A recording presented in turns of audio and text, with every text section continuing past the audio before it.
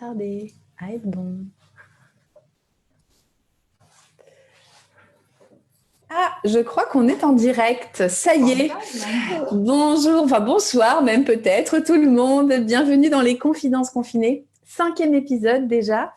Je suis ravie aujourd'hui d'accueillir une Lorraine. Je me suis dit qu'après Valérie Marchand, j'accueillais encore une Lorraine d'origine. Voilà, hein, on ne se refait pas. Laurence Roufouillet. Laurence, bonsoir. Bonsoir Gaëlle et bonsoir à tout le monde. Merci d'avoir accepté mon invitation. Alors, figure-toi Laurence, tu le sais, mais je vais le dire aux auditeurs ce soir, enfin aux auditeurs, aux personnes spectateurs, ça c'est la déformation de la radio. J'ai découvert la sophrologie grâce à toi en fait. Oh là là. Ouais, dans ton livre, le Sophrologie au féminin. Donc, tu participes aussi à mon envie de devenir sophrologue. Donc, je suis très contente voilà, de t'accueillir en tant que consoeur ce soir. Alors, Laurence, je vais te laisser te présenter, mais c'est vrai que ce soir, c'était aussi ton expertise et ton expérience en entreprise qui m'intéressait parce que j'entends beaucoup de personnes parler en cette période du télétravail et de la difficulté d'être en télétravail pour certains. Donc, voilà, je pense que tu étais la bonne personne pour éventuellement donner des petits outils. Laurence, tu es sophrologue, tu es formatrice et auteure de 12 ouvrages, c'est ça? Non, 11. Le 12e, bien tenté. Le 12e est en préparation. Il est dans les tuyaux. Donc, c'est mon côté avant-garde. Est-ce que tu peux dire quelques mots sur toi, sur ton parcours pour les personnes bien sûr. Alors moi, à la base, je viens du monde de l'entreprise, puisque moi, j'ai occupé des fonctions communication et marketing pendant une 12aine d'années. J'étais aussi pas mal en agence de communication, j'ai fait de l'événementiel. Et c'est au moment où j'ai fait de l'événementiel que j'ai commencé à chercher une technique pour arriver à gérer mon stress. Parce que c'était compliqué, je passais mon temps à gérer des prestataires, des trucs qui ne fonctionnaient jamais d'ailleurs, parce que quand tu fais de l'événementiel, il y a toujours, toi tu es dans le monde du spectacle, on est sur du vivant, on est sur de l'humain, donc il y a des marges de manœuvre et il y a de nombreux facteurs d'erreur. Donc il y avait beaucoup de pression. Donc moi, comme j'avais un côté bon élève, que j'ai toujours d'ailleurs, je ressentais vraiment les effets du stress. Donc j'ai cherché une méthode et en fait j'avais déjà fait un peu de sophrologie au début de mon activité professionnelle et j'ai repris dans l'optique de comprendre comment ça fonctionnait. Et quand mes enfants étaient petits, j'ai ressenti le besoin de me former en me disant je vais me former puis je verrai ce que j'en fais. Alors, je pense que j'avais déjà une petite idée derrière la tête quand même et que je savais un petit peu ce que j'allais en faire. Et j'ai commencé la sophro vraiment à pratiquer d'abord en donnant des cours collectifs. Ça, c'était en 2003. Donc il y a 17 ans, j'ose à peine le dire. Et j'ai eu mon premier cabinet en 2005, donc à Boulogne-Billancourt. Et j'ai commencé à partir de 2006, assez rapidement, parce qu'en fait, c'est ça qui m'intéressait. Moi, je me disais finalement, les gens qui viennent en cabinet, quelque part, c'est facile de pratiquer la sophrologie dans ces conditions-là. C'est-à-dire que c'est un peu les conditions optimales. Puis ton cabinet, comme le mien, c'est vraiment notre petite bulle. Donc, on réunit vraiment tous les facteurs pour que les gens soient bien et qu'ils se sentent bien. Mais je me disais, mais une fois qu'ils repartent, qu'est-ce qui reste? Alors ça, c'est d'ailleurs beaucoup ce qui m'anime. C'est d'ailleurs ce qui m'a amené à écrire. Ou après à faire des vidéos, une appli, voilà, tout un tas de choses. Un blog aussi, un super blog. Voilà, le blog. Alors aussi parce que j'aime transmettre, mais parce que je me disais, une fois qu'ils sont sortis du cabinet, il faut qu'ils puissent commencer à faire un certain nombre à continuer, à pratiquer. Et puis en 2006, j'ai eu l'opportunité d'intervenir auprès de professionnels. Alors les premiers, c'était des experts comptables. Vraiment pour dire qu'on était sur une population d'hommes de plus de 50 ans, vraiment qui m'ont regardé avec des yeux comme des soucoupes en se disant qu'est-ce que c'est que cette nana, qui en plus c'est une profession qui facture à l'heure. Donc moi j'étais en train de leur expliquer qu'il fallait qu'ils perdent du temps. Et c'est là où j'ai développé mon fameux concept de perdre du temps pour en gagner. C'est un petit peu les restes du marketing, tu vois. Donc c'est un pitch qui fonctionnait bien. Et de leur dire qu'en termes de gestion d'énergie, s'ils consacraient du temps à faire des pauses dans leur journée de travail, ils allaient gagner en efficacité, ils allaient minimiser les erreurs. Donc tout ça en termes de productivité, en termes de performance. Et moi je dis toujours la performance n'est pas un gros mot. La performance, c'est la bonne énergie pour le bon résultat. Parce que si tu mets 150% de ton énergie pour produire 80% du résultat, c'est une contre-performance, ça ne sert à rien. Donc moi, je suis un peu sur la règle des 80-80. Hein, on travaille à 80% de l'énergie pour avoir un peu encore des secondes sous le pied. Et puis, si on fournit déjà dans une journée 80% de ce qu'on avait prévu de faire, c'est pas mal. Donc, pour moi, le dernier bastion qui était à faire tomber, c'était vraiment de rentrer dans le monde de l'entreprise. Et les salariés que je voyais à mon cabinet, qui puissent s'autoriser et le faire dans le cadre du travail. Et la chance que j'ai eue aussi, c'est que dans mes clients en individuel, donc au cabinet, j'avais quand même pas mal de DRH. Et au bout d'un moment, les gens qui m'ont dit, mais Laurence, ce que je fais avec vous, est-ce que vous pourriez le faire dans mon entreprise? Et j'ai commencé comme ça. Et j'ai commencé à mettre en place des outils. Et c'est vrai que depuis 2006, donc ça fait maintenant 14 ans, je fais beaucoup d'interventions en entreprise en essayant toujours d'adapter. Et cette année, j'ai encore énormément adapté mes outils. Parce que bon, 2020, ça a été une année atypique pour plein de choses. Donc vraiment de voir qu'on a cette capacité. Moi, c'est un métier qui m'a beaucoup reconnecté à ma créativité, qui m'oblige tout le temps à repenser. Moi, c'est de l'artisanat, c'est-à-dire qu'on peaufine, on améliore nos outils au fur et à mesure que notre métier avance et évolue. Et puis le public avec lequel on travaille, il évolue. Les attentes, elles évoluent, les besoins sont différents, malheureusement, les problématiques sont différentes. Moi, j'ai 3 grandes vagues dans les évolutions des problématiques. J'ai 2008, j'ai 2015 et j'ai 2020. Où j'ai vu vraiment arriver les gens avec des problématiques qui étaient changeantes. Donc, c'est vraiment. Comment t'expliques ça? Alors, pourquoi 2008, 2015? Alors, 2008, 2020, on comprend aisément.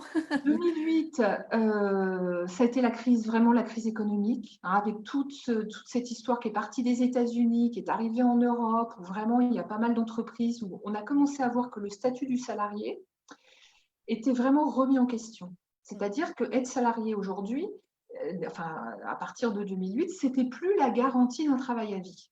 Et on a commencé à voir arriver quand même des plans sociaux, des plans de départ volontaires, mais qui étaient quand même une façon de dire aux gens, bon, on n'a plus besoin de vous, soyez gentils de vous réorienter, même si on vous donne de l'argent pour ça.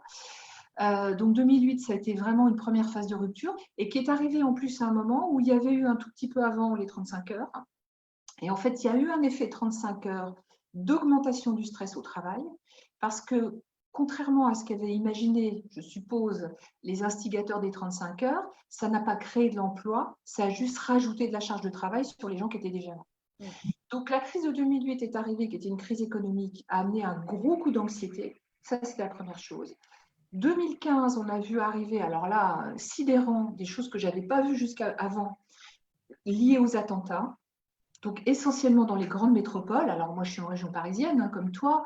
Mais tout d'un coup, j'ai vu des gens qui avaient peur dans les transports, qui faisaient des crises d'angoisse dans la rue, qui étaient donc qui était quelque chose qui était vraiment. J'ai jamais vu autant de crises d'angoisse qu'en 2015. Alors fondées ou pas, mais ça c'est irrationnel. On peut pas, il suffit pas de dire aux gens, non, prenez sur vous. Très peu de chances que là où vous habitez, vous soyez en danger. Oui, ça se rationalise pas les crises d'angoisse. Et là, 2020, alors qui vraiment à nouveau, comment je dirais, balaye tous nos repères, parce que là, en fait, tous les domaines de vie sont modifiés. Les personnes qui viennent nous voir, tu en as l'expérience comme moi, quand ils arrivent avec une demande, une attente, une problématique, en général, ça touche 1 ou 2 domaines de vie. Moi, plutôt le travail, y compris en individuel, il y a une problématique de travail donc, pour laquelle il faut les accompagner. Et parfois, ça a des répercussions sur la vie professionnelle, sur le couple, sur la vie de famille, etc. Bon. Mais cette année, on s'est retrouvé avec quelque chose, 1, que tout le monde partage, on est tous au même niveau, et 2, ça impacte tous les domaines de vie. Donc, il faut à nouveau s'appuyer sur ces ressources. Et vraiment arriver, et la sophrologie, moi je trouve que c'est une méthode qui est géniale pour ça. Je parlais tout à l'heure de la créativité, moi c'est une méthode qui m'oblige à être tout le temps créative, à me reposer des questions, c'est-à-dire que moi j'ai des outils bien rodés, puis je me dis, bon ok ça fonctionne, je les applique, ils ont fait leurs preuves, on a beaucoup de recul, etc.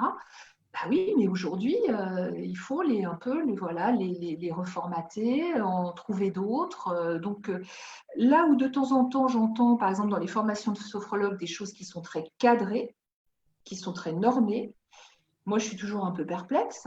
Moi, j'ai écrit un article sur mon blog qui s'appelle « Non, les sophrologues ne sont pas des perroquets ». C'est-à-dire que notre métier ne consiste pas à débiter, comme une récitation des textes tout appris. C'est à s'adapter à la personne qui est en face de nous, à s'adapter au contexte global. Et moi, je passe mon temps à vraiment, il y a de la plasticité dans ce qu'on fait.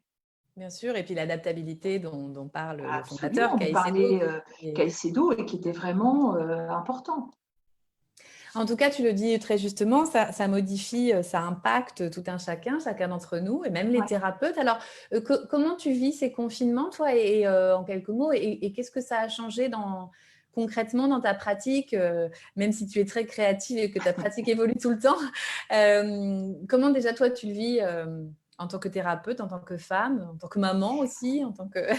Tout ça. Alors, le premier confinement, je l'ai très bien vécu. Parce que pour moi, c'était une espèce de parenthèse enchantée pendant laquelle j'ai eu du temps et je me suis vraiment lancée dans des projets que j'avais mis de côté et que j'ai pu remettre à l'ordre du jour. Par exemple, j'ai créé des box de sophrologie qui sont des programmes en ligne. Ça faisait un moment que ça me trottait dans l'esprit et puis j'avais jamais vraiment eu le temps de le faire. Donc, j'ai sorti 4 box. Voilà, donc ça, c'était génial. J'ai fait des vidéos sur YouTube, j'en faisais 3 par semaine, donc vraiment avec une intensité de présence, parce que je trouvais qu'il fallait être là. C'est-à-dire qu'il fallait que finalement les gens étaient très isolés chez eux et qu'il fallait mettre de la ressource à disposition. Donc honnêtement, le premier confinement, très bien vécu. Et puis moi, j'ai encore à la maison un ado, mais qui lui, il a très bien vécu aussi. Donc ça, c'était génial.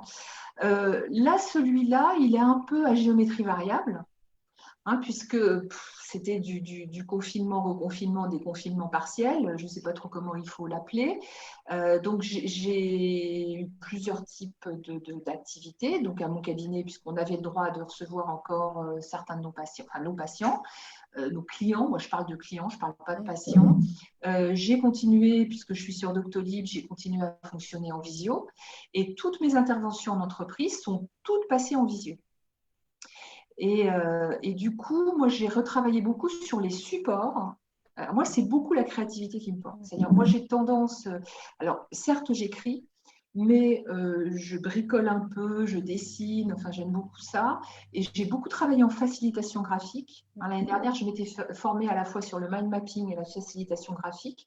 Et de plus en plus dans mes interventions en entreprise, c'est un outil que j'utilise parce que je trouve que les gens sont saturés, voilà, des PowerPoint, sont saturés des mots, des concepts, etc. Et que je le faisais déjà naturellement au cabinet, c'est-à-dire que quand j'explique quelque chose, je le dessine. Et surtout, je le dessine au fur et à mesure que je l'explique. C'est-à-dire que je développe le concept en même temps que je le dessine, ce qui est beaucoup plus facile. Et souvent, à la fin, les gens me disent, mais je vais le prendre en photo, comme ça, je m'en souviendrai. Donc, c'est un bon… Tu fais appel aussi à d'autres capacités. On est sur plusieurs canaux, on n'est pas que dans la mentalisation, donc ça, c'est intéressant. Donc, écoute, non, moi, le confinement, c'est plutôt quelque chose qui est… c'est pas un problème en soi.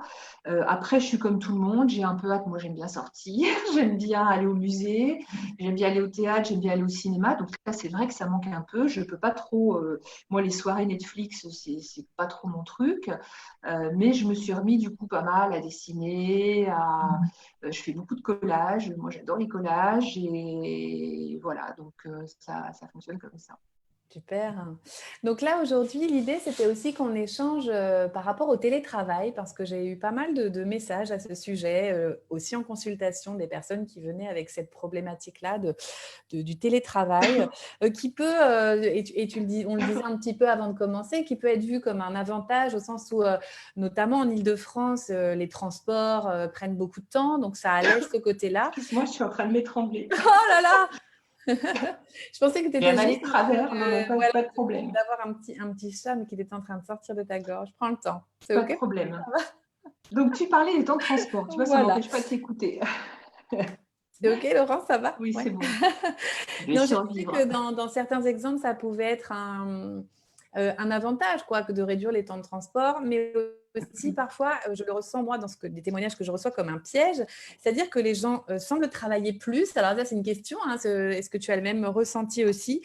Et tu utilisais cette expression, un tunnel, tu me disais avant qu'on commence, ils sont un peu comme dans un tunnel. Alors, est-ce que tu pourrais développer ça et puis peut-être nous donner des clés, comment on fait quand on est obligé d'être en télétravail? C'est le cas pour pas mal de gens en ce moment. Alors, effectivement, il y avait des a priori sur le télétravail. Alors, il y a des entreprises qui étaient déjà familiarisées à ça, en général 1 voire 2 jours par semaine, et puis d'autres pas du tout. Là, le télétravail était possible de façon quasi immédiate. Les gens se sont retrouvés chez eux et ils ont énormément travaillé. Moi, tous les gens que je vois en télétravail travaillent énormément. Il n'y a pas de tir au flanc. Il y en a très peu, c'est à la marge, je veux dire. Mais moi, je travaille beaucoup avec des DRH et les DRH me disent, effectivement, on sent que les salariés travaillent beaucoup. Après, la difficulté, c'est vraiment cet équilibre vie professionnelle, vie privée, puisque forcément, dans le même lieu, tu vas accumuler 2 domaines de vie, hein, ton travail et puis ta vie personnelle. Alors, en région parisienne, avec des espaces qui eux-mêmes sont toujours un peu compliqués, donc moi, je travaille au départ beaucoup, d'une part, sur l'organisation du temps, parce que mine de rien, la structuration de la journée, ça va être important pour alterner des activités de types différents. Donc effectivement, si on gagne, le problème, c'est qu'en fait, le temps de transport qu'on a gagné, les gens s'en servent de variables d'ajustement pour faire rentrer dans leur journée ce que j'appelle l'effet entonnoir. Encore tout à l'heure avec quelqu'un, j'accompagne une jeune femme qui est enceinte, donc elle est chez elle, elle est en télétravail. En ce moment, elle dort très très mal. Donc je lui dis, c'est impératif que vous trouviez après le déjeuner le temps de faire la sieste, 15 ou 20 minutes. La sieste. Elle me dit, mais c'est pas possible avec tout le travail que j'ai. Et je dis, mais de toute façon, ça ne rentre déjà pas dans votre journée. Donc on n'est plus à un quart d'heure près. Voilà, on n'est plus à un quart d'heure près. Et ça, c'est vraiment ce qui est important parce que si on arrive à introduire ces pauses, alors ça, c'était un peu le sujet de mon dernier livre, ces fameuses power pauses. Power pause. C'est des pauses tu peux nous le montrer d'ailleurs oui, je vais te le montrer, j'en suis très fière parce que la couverture est super belle. Voilà, ouais. pour être une petite superwoman ou un superman du quotidien. Et c'est chez Le Duc, c'est ça? Chez Le Duc. Donc, c'est vraiment En fait, je me suis amusée à prendre 40 situations du quotidien. Il y a 3 grands domaines et il y en a un complet, il y a un chapitre complet sur le travail. Et dans ces 40 situations du quotidien, j'ai proposé des pauses avec 3 formats. Donc 3 durées. Donc 2 minutes, 5 minutes ou 10 minutes. Parce que les gens me disent, mais j'ai jamais le temps. Ok, commencez petit. De toute façon, il faut toujours commencer petit. Si on commence par 2 minutes, c'est déjà bien. Donc ça peut être effectivement des pauses de respiration, ça peut être des petits étirements, ça peut être des mouvements assez simples. Alors, évidemment, quand tu regardes les préconisations sur comment s'installer devant un poste de travail, comment créer des ruptures, parce qu'on se voit que rapidement, quand même, la plupart des gens sont quand même… S'ils sont en télétravail, c'est qu'ils sont sur écran. Donc, ils sont face à un écran, face à un ordinateur, un clavier, et ils ont tendance à enrouler. Les épaules. Beaucoup de gens qui serrent les dents, qui remontent les épaules, et puis après, à la fin de la journée, ils me disent j'ai mal dans les cervicales, dans les trapèzes, là, je suis oppressée, et puis le diaphragme, il est bloqué. Et la tête alouette. Donc, on en est à peu près, tu vois, on en est à peu près là. Donc, pour éviter ça, c'est vraiment de se dire, alors, les préconisations, normalement, c'est, alors, si tu écoutes l'INRS, qui est l'Institut national santé et sécurité au travail, ils te disent, toutes les 30 minutes, il faut bouger. C'est impossible. Personne n'y pense, même moi. Tu vois, quand je suis en train d'écrire, je ne vais pas où je suis en séance, je suis en visio, je ne vais pas me mettre au bout de 30 minutes à bouger. Mais ça peut être, il faut penser, tu sais, aux enfants à la récréation. Donc, une pause en milieu de matinée, une vraie pause déjeuner, une pause en milieu d'après-midi, et puis une vraie rupture en fin de journée. Et ça peut être court. Alors, il y a des pauses, par exemple, face à l'écran. Tu peux avoir des pauses même avec des automassages. C'est-à-dire vraiment avoir cette capacité, puisqu'on va avoir tendance à serrer. Pour la mâchoire, moi, je fais beaucoup bailler. Je ne mets pas ma main devant ma bouche. C'est fait exprès, je suis bien élevée, mais parce que je suis leur reine, forcément. Ça va de soi, c'est évidence pour ça. Mais c'est de bailler vraiment, tu vois, avec la bouche grande ouverte, et avec cette capacité à bien souffler, à expirer. Donc ça relâche la mâchoire. Ouais. Et puis ça permet… C'est à la fois une décontraction de la mâchoire, c'est un super étirement du diaphragme, parce qu'en fait, quand tu inspires, tu emmènes ton diaphragme vers le haut et ensuite, tu le laisses retomber et tu vides le thorax. Il y a beaucoup, moi je vois beaucoup de gens qui sont oppressés, donc vraiment avec cette sensation de poids au niveau du thorax. Ça, des bâillements, si tu es en télétravail, c'est facile à faire. Donc, ça peut être des petites choses comme ça. Ça peut être effectivement des automassages. Ça peut être des exercices au niveau aussi des mains et des doigts, des choses qui vont être vraiment assez simples. Moi, j'aime bien aussi l'idée de créer sa bulle et de s'étirer, tu vois. Donc, tu montes les bras et tu dessines une bulle autour de toi. Tu crées ta bulle, tu vois. Alors, le matin, soit tu la crées dans l'autre sens. Alors, je ne sais pas, tu ne vois pas, mais je vais du bas vers le haut. Là, je peux décider que je me remplis d'énergie pour la journée. vois, je peux ajouter une intention. Ouais. Et puis, si j'ai peur d'être perturbée, je peux décider que je redessine ma bulle pour faire comme une protection autour de moi, même s'il y a du monde, même s'il y a mes enfants qui sont en train de se chamailler dans la pièce à côté. Et je délimite virtuellement, symboliquement, mon espace. Ouais. Ensuite, tu as aussi des techniques face à l'écran que j'aime bien, alors qui ne sont pas directement de la sophrologie, mais par exemple le palming. Okay. Qui est une technique de détente des yeux qui a été inventée par un ophtalmologiste américain qui s'appelle le Dr Bates, qui consiste à faire des petites œillères, tu vois, des petites coques. Alors moi, je l'ai posé là sur mon bureau. Tu poses les coudes en fait sur le bureau. Voilà, tu poses les coudes et tu vas vraiment tu poses tes pommettes contre le talon de ta main. C'est-à-dire que c'est ta main qui supporte le poids de ton visage, d'accord ? Et une fois que tu vas avoir fait cette petite chambre noire, pendant quelques instants, tu laisses tes yeux se détendre avec les sensations de noir, de pénombre et de chaleur.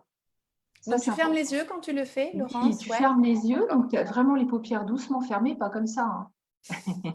Pas crispé, juste ferme. J'en vois encore qui ferment les yeux comme ça, donc simplement tu abaisses les yeux, tu poses, tu vois, tu poses sur le côté. Tes pommettes ici, tu fermes, et même si c'est pas complètement sombre, tu vas pouvoir relâcher avec le palmier. Donc ça, c'est génial. D'accord.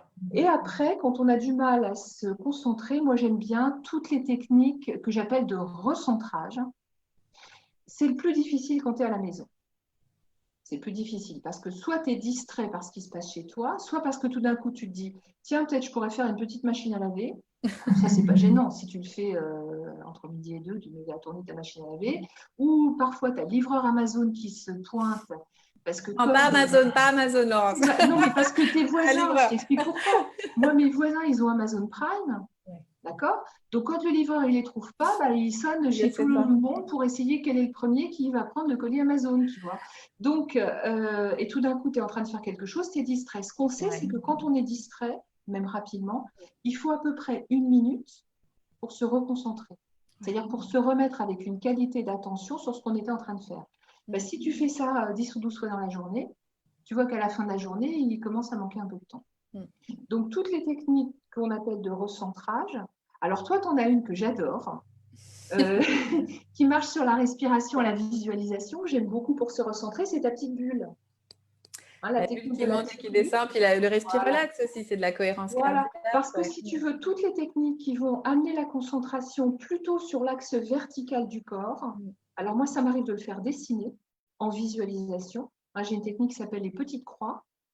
Donc, on imagine avec un stylo magique, bien sûr. Alors, ça marche très bien avec les enfants. Tu imagines que tu fais une petite croix ici, tu en fais une ici, tu en fais une ici, tu en fais une au milieu de ton thorax, tu en as une au niveau du nombril, et tu en mets une entre tes 2 pieds. Ok. Assise ou allongée, tu s'en fiches. Et après, tu imagines que tu relis ces petites croix entre elles. Et moi, j'ai une idée, c'est une intention, de respirer le long de cet axe. Okay. Tu traces le trajet avec ton stylo. Alors, tu peux le tracer en couleur. Oui, comme les dessins où on relie les points de 1 Exactement. Comme un petit bonhomme à points, les petits dessins à points quand on est... Donc ça, c'est simple parce qu'en plus, ça parle un peu à notre enfant intérieur. Donc tu vois, on est un peu dans le jeu, on est aussi un peu dans le lâcher prise. Et puis, tu vas tracer cet axe. Et là, c'est une technique de recentrage qui est super. Il y a autre chose dont tu m'as parlé que je trouve très intéressant, très pertinent et qui me semble facile à mettre en place. C'est les rituels, inspirés un peu de la technique du geste signal. Donc, est-ce que tu pourrais, par exemple, avec le stylo, est-ce que tu pourrais nous en dire plus ? Alors moi, j'aime bien l'idée d'avoir un rituel, quand on est en télétravail, d'avoir un rituel de fin de journée. Parce que justement, ton espace de travail, il est installé chez toi. Alors, les gens qui ont la chance d'avoir une pièce à part, ok. Ceux qui ont la chance d'avoir un coin bureau, génial. Mais ceux qui télétravaillent sur leur canapé, sur le coin de la table, et puis quand il y en a 2 qui télétravaillent en même temps, tu en as un dans le salon, un dans la cuisine, c'est quand même compliqué. Donc, si c'est possible de pouvoir ranger, c'est-à-dire au moins visuellement faire disparaître ce qui est lié au travail et décider d'un rituel de fin de journée. On va faire le même tous les jours. Alors, ça peut être effectivement, je décide qu'une fois que j'ai tout rangé, j'ai replié mon portable, j'ai rangé mes dossiers, je commence à tout mettre dans un coin ou pourquoi pas dans une petite caisse que j'ai, même si c'est dans mon salon, je mets tout, je mets dans ma boîte, dans ma caisse. Et puis, je me dis, voilà, quand je ferme mon stylo, c'est le dernier geste que je fais et ce geste-là, c'est la fin de ma journée. C'est le clap de fin, quoi. Voilà. Si tu peux ajouter éventuellement, je ne sais pas, tu décides que tu te lèves, tu vas te laver les mains, comme si symboliquement, tu vois, tu relâchais un peu toutes les tensions de la journée, tu te laves, entre guillemets, de ta journée de travail. Et ça y est, tu t'es passé dans un autre temps, même si tu es dans le même espace. Ouais. Et chacun peut se créer comme ça un petit rituel de fin de journée qui permet progressivement, tu vois, de faire cette transition qu'on n'a plus avec les transports. Ouais, le sas, en fait, entre les deux, quoi. Absolument. Et alors, est-ce qu'il y a d'autres choses que tu verrais qui seraient importantes pour toi, des petits exercices que tu chéris particulièrement sur 2 minutes, par exemple, dans tes power poses? Est-ce que tu pourrais nous en donner un autre petit? Moi, j'aime bien au départ, quand on est longtemps assis, ça va être vraiment tous les exercices de décontraction d'abord. Donc, ça peut être des exercices des épaules, donc tout simplement en enroulant. Mais quand on est debout, tu sais, il y a l'exercice de la rotation des bras. Ouais. Alors, si je me mets debout, vous n'allez plus me voir. Vous verrez que mon nombril, ça peut être intéressant, mais c'est un autre sujet. La rotation axiale, oui. Voilà, exactement. C'est-à-dire vraiment toujours sur cet axe vertical, de tourner un peu avec les bras ballants et d'essayer de relâcher le plus possible. Et puis, je voudrais parler un tout petit peu aussi de la charge mentale, c'est-à-dire de qu'est-ce que je fais de tout ce qui reste dans ma tête. Alors, moi, je fonctionne beaucoup avec des carnets. Ça, c'est mon bullet journal. Moi, je suis une adepte du bullet journal. J'ai fait un atelier à la rentrée là-dessus. C'était génial. Pour ne pas être envahi le soir, mais surtout la nuit, par les pensées parasites, il y a quelque chose qui fonctionne bien, c'est de commencer, avant de faire le rituel de fin de journée, prendre une feuille de papier et noter tout ce qu'on va faire le lendemain. D'accord. On prépare en fait la journée. Exactement. Et c'est un vide-tête. Oui. C'est vraiment un vide-tête. Dans le bullet journal, ça s'appelle un brain dump. En anglais. Donc, c'est vraiment le vide-tête. Donc, vraiment, sans trier, je note tout. Et je me dis, voilà, demain, j'ai telle personne à rappeler, j'ai tel mail à faire, j'ai tel dossier à relire, j'ai telle chose à revoir, il faut que j'appelle, voilà. Vraiment, mais noter au fil de l'eau, OK ? Et puis ça, je le range avec mes dossiers, mon ordinateur que j'ai replié, que j'ai mis dans ma boîte. Moi, par exemple, à la maison, j'ai un secrétaire. Donc, l'avantage, c'est que c'est un meuble qui se referme. Je l'ai choisi exprès pour ça. Donc, une fois qu'il est fermé, terminé. Tout est à l'intérieur, ça reste dans cette boîte. Ça, c'est la première possibilité. Et si jamais, avant de m'endormir, je me rends compte qu'il y a un peu des gros soucis, c'est-à-dire il y a des trucs qui me préoccupent un peu en ce moment. Et alors, moi, je vais vous donner ma définition du lâcher-prise. Le plus embêtant dans la situation dans laquelle on se trouve en ce moment, c'est qu'on est impuissant. On ne peut pas faire grand-chose. On n'a pas beaucoup de perspectives, c'est-à-dire qu'on a une visibilité. Alors là, la feuille de route, on la connaît. On a une visibilité à samedi, d'accord, le 28 novembre, le 15 décembre et le 20 janvier. Donc ça, c'est un peu nos jalons. C'est-à-dire que sur notre ligne de temps, voilà nos jalons. Mais par rapport à ça, comment je vais m'organiser ? Or, on sait que le cerveau humain, il adore anticiper. Donc, on va commencer à se dire comment je vais faire. Est-ce qu'à Noël, je vais pouvoir passer Noël en Lorraine, voilà, en famille, etc., etc. Donc, et tout ça, ça génère, ça provoque, ça crée des pensées. Bon. Ces pensées sont des pensées sur lesquelles, pour l'instant, elles concernent des événements sur lesquels je ne peux pas faire grand-chose. Donc, moi, ma définition du lâcher-prise, c'est d'abord accepter de lâcher ce sur quoi je n'ai pas de prise. Et moi, je fais volontairement une différence entre la maîtrise et le contrôle. C'est-à-dire que vouloir savoir comment Noël va se passer, c'est-à-dire après le 20 décembre, a priori, Noël, c'est après le 20 décembre, alors que là, on a déjà 2 échéances, une au 28 novembre et une au 20 décembre. Comment ça va se passer après ? Je peux imaginer tous les scénarios que je veux dans ma tête. Et alors, moi, j'ai écrit beaucoup sur les femmes. Les femmes, on est très fortes pour ça. Parce qu'on va faire un plan A, un plan B, un plan C, un plan D. Et malheureusement, il n'y a que 26 lettres dans l'alphabet. Mais qu'on en invente. Voilà. Mais si tu veux, la tension, la charge mentale que ça demande pour entretenir tout ça, c'est de l'énergie gaspillée pour rien. Donc là, je suis dans le contrôle. Je suis dans l'espoir du contrôle. Mais ça ne fonctionne pas.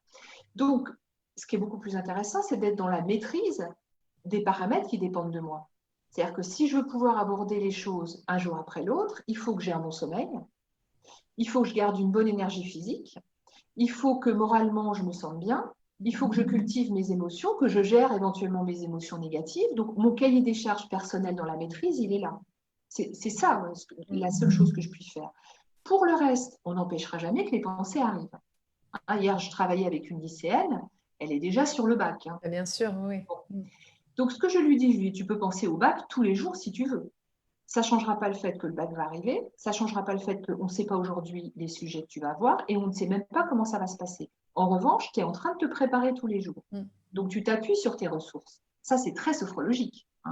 Vraiment, mobiliser ses ressources, c'est très sophrologique. Quand ces pensées arrivent, moi, j'ai une deuxième technique. Alors, toujours, moi, j'écris beaucoup. Tu connais peut-être Julia Cameron, qui a écrit un livre sur la créativité. Oui. Et sur la créativité, elle conseillait ce qu'elle appelait, dans un des exercices qu'elle préconise, il y a les 3 pages du matin. Et bien moi, j'ai les 3 pages du soir. Et les 3 pages du soir, c'est quoi? C'est je vide. Donc j'écris sur ces 3 pages-là. Donc tu prends un cahier, n'importe lequel, et il faut vraiment écrire au fil de l'eau. C'est-à-dire que le but n'est pas de faire une rédaction. On n'est pas sur thèse, antithèse, synthèse. L'écriture automatique, en fait. Exactement. Et parfois même, tu écris tellement mal que tu n'arrives pas à te relire. On s'en fiche. On s'en fiche, parce que de toute façon, ce n'est pas fait pour être lu. Mais on s'oblige à remplir 3 pages. Quand vraiment on est très préoccupé, je ne sais pas comment Noël va se passer, est-ce qu'il faut que j'aille me connecter sur le site de la SNCF, si j'achète des billets de train, est-ce qu'ils vont être remboursés? Et vraiment, tu y vas. Alors parfois, c'est des choses très bassement matérielles, parfois, c'est des choses plus préoccupantes. Est-ce que c'est prudent d'aller dans les magasins samedi? Est-ce qu'il faut que je fasse mes courses de Noël en ligne ou pas? Est-ce qu'il faut que j'achète des vraies choses? Est-ce que cette année, je ne fais pas de cadeau de Noël? Est-ce qu'on fait tout ce qui passe par nos têtes? Et vraiment, au fil de l'eau, écrire, écrire, écrire, écrire. Pour remplir 3 pages, il faut 15 minutes. Je sais, je l'ai fait. Ça m'arrive encore de le faire régulièrement. Donc, ça prend 15 minutes. Oui, mais qu'est-ce que ça fait du bien? Ouais. Et ça préserve le sommeil. Et ça, c'est très important. C'est-à-dire que si on ne veut pas être pollué, envahi par les préoccupations, et tu vois bien que dans le mot préoccupation, il y a occupation, donc ça occupe de l'espace ici, dans la tête, et bien ces préoccupations, je vais pouvoir les mettre à distance. Alors, ça ne change pas les événements, mais pas plus que les pensées négatives ne créent des événements. Non, mais ça change notre attitude par rapport à ces événements, sans doute. C'est-à-dire qu'il y a une forme de décharge, il y a une décharge mentale. Et puis, donc, si d'une part, dans ton travail, tu écris tout ce que tu as peur d'oublier, avant de finir ta journée, le soir, si tu sens que tu es quand même en train de ruminer un truc que tu te dis, je ne sais pas trop, etc., ou tu as été contrarié, moi ça m'arrive, je peux être contrariée, tu vois, si je reçois un mail et puis il y a eu un malentendu, alors je fais mes 3 pages du soir. D'accord. Et par exemple, sur l'organisation du travail, le matin, quand je commence, moi, je prends un quart d'heure pour organiser ma journée de travail. Et après, je suis sur des rails. Et quand on planifie sa journée de travail, on planifie aussi les pauses. Moi, j'aime bien l'idée de la récréation. Toi, tu interviens dans des établissements. Oui, complètement. C'est pas pour rien, si tu veux, d'avoir une récréation vers 10h30, 11h, d'avoir le temps de midi, la pause méridienne, et puis tu as une récréation vers 16h, tu vois. Et là, on se rend compte qu'on est beaucoup plus frais, y compris dans sa tête. Ouais. Sinon, on est complètement submergé. Puis c'est d'essayer petit à petit. Peut-être que si ça ne marche pas la première fois, il faut retenter le lendemain parce que c'est un vrai changement de paradigme. Ces exercices, aussi simples soient-ils, sont en fait très puissants, quoi. Donc ça, j'encourage toujours les gens. Moi, j'aime bien l'idée de commencer petit. Ouais, bien Donc, sûr. il faut toujours privilégier les exercices les plus courts. De ne pas vouloir se dire, ça y est, je révolutionne tout, parce qu'on sait très bien les changements, ça dure un certain temps, c'est comme les bonnes résolutions. Donc vraiment, c'est pas grave de commencer petit, et puis de se mettre vraiment une petite, moi c'est ce que j'appelle des patchs. Tu vois, c'est vraiment des petits patchs de relaxation. Ça fonctionne, super. On oublie, on a oublié, c'est pas un drame. Le lendemain, on recommence. Les bouddhistes disent, chaque journée, c'est 24 nouvelles heures. Donc, la page est blanche, on peut écrire absolument ce qu'on veut. Par rapport à ça, vraiment de faire simple et puis toujours de commencer par ce qu'on préfère. Moi, je fais toujours d'abord les exercices que je préfère, même s'il y en a certains, je me dis, il faudrait que je les fasse. Bon, alors après, quand je suis réveillée à 3h du matin, je suis comme tout le monde, je fais des exercices pour me rendormir. Voilà. Et moi, j'incite beaucoup, beaucoup, beaucoup à veiller sur le sommeil. Ouais, oui. C'est important parce que le sommeil est un bon indicateur C'est un bon indicateur d'humeur, d'équilibre. Et si le sommeil se dérègle, ce qui est possible, c'est-à-dire ça peut être conjoncturel. À certains moments, voilà, on a une période de vie qui est un peu plus difficile. Forcément, regarde, hier, on a pris plein de nouvelles informations. Et il faut qu'on se repositionne par rapport à ça, t'imagines? Donc, il faut… En fait, cette année, on est dans un jeu de société dont les règles changent tout le temps. Oui. Tu vois, donc il faut à chaque fois un temps d'adaptation. Et on n'a pas le temps de s'adapter à quelque chose que ça change. Et je me suis rendu compte qu'il y a des gens, par exemple, qui perdent certaines habitudes. C'est-à-dire que des trucs qui étaient parfaitement installés, qu'on faisait… comme notre cerveau, il y a une partie de cette énergie mentale qui est consommée par les nouvelles habitudes, les anciennes, elles passent à l'as. Moi, j'ai donné l'exemple, parce que de temps en temps, ça m'arrive d'être une caricature de moi-même. Pendant le premier confinement, je sors faire mes courses, tu vois, la première semaine. Donc, alors là, c'était prévention maximum, le masque, des gants, le gel, l'autorisation, mon propre caddie, etc. Et quand je suis arrivée à mon petit supermarché, je n'avais pas ma carte bleue. Voilà. Parce que j'avais juste oublié mon sac à main, j'avais mis tout le reste sur moi. Et puis, alors, un truc, jamais dans ma vie, ça m'est arrivé d'aller faire des courses sans prendre de quoi payer, tu vois. Donc, j'ai fait demi-tour, c'est pas grave. Mais donc, les anciennes habitudes peuvent être émoussées par justement ces nouvelles adaptations qu'on doit faire en permanence et toujours, malgré tout, dictées par l'instinct de survie. Parce qu'il ne faut pas oublier que cette année, on a un prédateur qui est un prédateur invisible. Je pense que c'est la première fois dans l'histoire de l'espèce humaine. Alors non, parce qu'il y a eu d'autres épidémies dans l'histoire, mais un prédateur invisible, on n'avait pas trop l'habitude. Oui, c'est ça. Complètement. Je ne vais pas trop prendre ton temps parce que je sais qu'en plus, tu as une séance juste après. Je regarde en même temps les questions, les commentaires, parce que je me connecte. Alors moi, je ne les vois pas, excusez-moi. Moi, je les vois. Alors, il y a des merci, donc ça, c'est plutôt sympa. Donc, et je fais un coucou à Valérie notamment, qui est dans le sud et qui fait beaucoup de belles choses, elle aussi. Ah, super. Voilà, donc on a Valérie, on a Sylvia, Pretty Tidy by Amy. Ah, ouais. Souvent mal au corps, le mal du corps en fin de journée, je connais en ce moment. Voilà, donc il faut prendre soin de soi, c'est hyper important. Ouais, elle fait aussi de super trucs, c'est Pretty Tidy by Amy. Écoute, je vais aller voir. Ouais. Juste avant de terminer, une petite question. On parle du télétravail. Comment ça se passe pour toi en tant que thérapeute, la téléconsultation? Parce que c'est quelque chose que tu utilises beaucoup.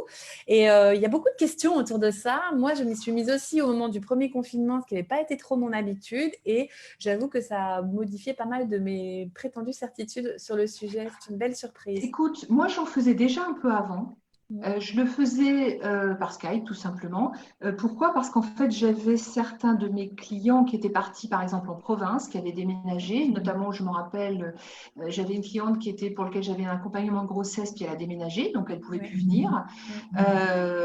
Donc, j'avais déjà eu l'habitude de travailler de cette manière-là. Alors, ça se passe super bien et c'est exactement la même chose. C'est la même qualité. Alors, on va parler avec notre langage de sophrologue, mais la nuance thérapeutique, c'est-à-dire le lien, la connivence, on va dire, qu'il peut y avoir. La relation.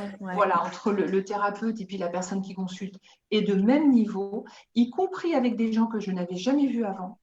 Parce que ce qui a été le cas là, c'est-à-dire que moi, j'ai des personnes qui par Doctolib, viennent et je ne les connais pas. C'est la première fois que je les vois. Donc, en termes de lien, ça fonctionne très bien. En termes d'exercice, ça fonctionne très, très bien. C'est-à-dire on peut vraiment pratiquer les techniques. Le niveau sonore est correct. Et de toute façon, moi, j'ai pour habitude, sur la plupart des séances que je fais, d'enregistrer moi aussi, pour l'entraînement. Donc, moi, je les enregistre sur mon téléphone ou sur un dictaphone et ensuite, je les envoie par mail. Donc, franchement, c'est la même chose. Et c'est très sécure. Et moi, j'ai beaucoup de personnes qui ont voulu rester de cette manière. Sur Doctolib. Continuer en visio parce que quand elles sont en télétravail chez elles, à la limite, elles ont fini leur journée, elles terminent avec moi, ce qui va être le cas tout à l'heure, et elles se trouvent, c'est leur…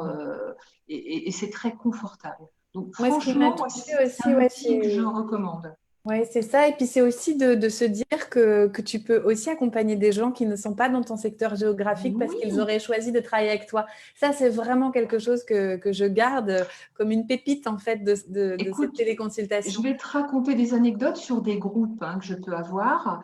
Donc, quand on a fait l'atelier sur le bullet journal, on avait quelqu'un qui était à Casablanca.